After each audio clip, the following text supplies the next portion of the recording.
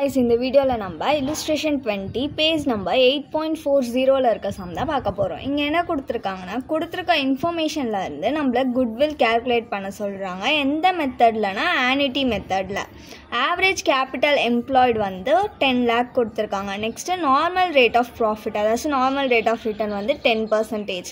Next profits கொடுத்திருக்காங்க. 2011க்கு 1,40,000, 2012க்கு 1,22,000, 2013க்கு 1,70,000. Next வந்து என்ன கொடுத்துருக்காங்க 2012 ப்ராஃபிட்க்கு வந்து அப்நார்மல் லாஸ் ஏற்பட்டிருக்கான்.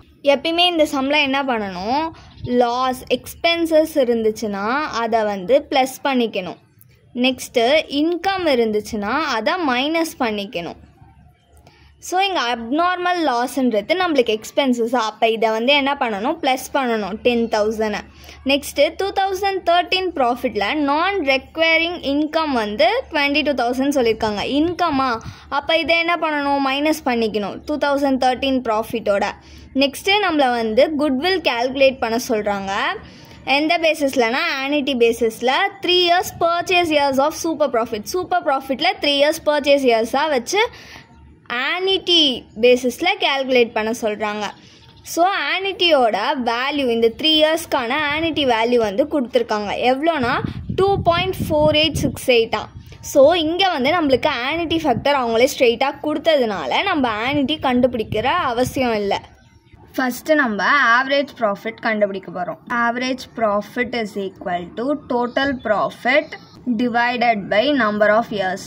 இங்கே இயர் பர்டிகுலர்ஸ் ருப்பீஸ். ஃபஸ்ட்டு வந்து 2011 ப்ராஃபிட் எவ்வளோ அமௌண்ட் கொடுத்துருந்தாங்கன்னா 1,40,000. அது ஸ்ட்ரெயிட்டாக அவுட்டர் காலமில் எழுதிக்கலாம், ஏன்னா அதுக்கான அட்ஜஸ்ட்மெண்ட் எதுவும் கொடுக்கல. நெக்ஸ்ட்டு 2012 ப்ராஃபிட்டு, இதுக்கு அட்ஜஸ்ட்மெண்ட் கொடுத்துருக்காங்க, அதனால இன்னர் காலமில் எழுதிக்கலாம். எவ்வளோனா 1,22,000. நெக்ஸ்ட்டு அப்நார்மல் லாஸ் தானே கிடச்சிருக்கு, லாஸ் எக்ஸ்பென்சஸ்ன்றதுனால அதை ஆட் பண்ணிக்கிறோம். ப்ளஸ் லாஸ், அப்நார்மல் லாஸ் எவ்வளோ கிடச்சிருக்குன்னா 10,000.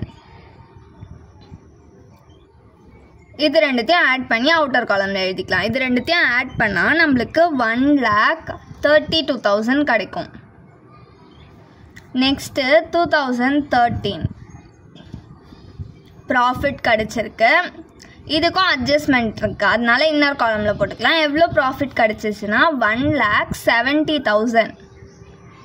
நெக்ஸ்ட்டு இதுக்கு எதை இன்க்ளூட் பண்ண சொல்லியிருந்தாங்கன்னா நான் ரெக்வயரிங் இன்கம்னு வரும்போது என்ன பண்ணணும், மைனஸ் பண்ணணும். ஸோ மைனஸ் நான் ரெக்வயரிங் இன்கம். எவ்வளோ அமௌண்ட் கொடுத்துருக்காங்கன்னா 22,000.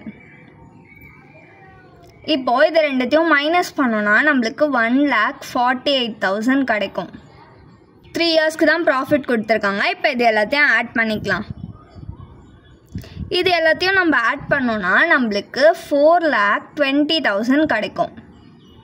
இதுதான் நம்மளுக்கு ஆவரேஜ் அட்ஜஸ்டட் ப்ராஃபிட். நெக்ஸ்ட் இப்போ நம்மளுக்கு கிடைச்சதுல ஆவரேஜ் அட்ஜஸ்டட் ப்ராஃபிட்டு, அதுதான் நம்மளுக்கு total profit. So 4,50,000 divided by 3 இயர்ஸ்க்கு தானே ப்ராஃபிட் கொடுத்துருந்தாங்க. ஸோ டிவைடட் பை 3 பண்ண போகிறோம். டிவைடட் பை 3 பண்ணோன்னா நம்மளுக்கு 1,40,000 கிடைக்கும்.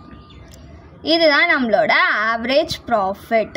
நெக்ஸ்ட்டு வந்து நம்ம நார்மல் ப்ராஃபிட் கண்டுபிடிக்க போகிறோம். அதோட ஃபார்முலா என்னென்னா capital employed into normal rate of return. Capital employed வந்து நம்மளுக்கு கொஷின்லேயே கொடுத்துருந்தாங்கல்ல, average capital எம்ப்ளாய்டுன்ட்டு.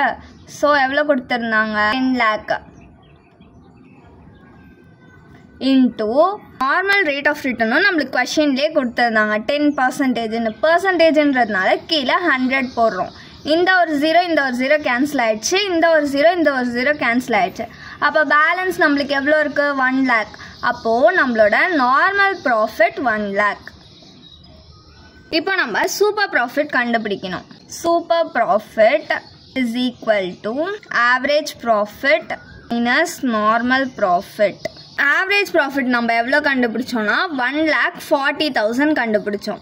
1,40,000 minus normal ப்ராஃபிட்டா, normal profit எவ்வளோ கண்டுபிடிச்சிருக்கோம் 1 lakh.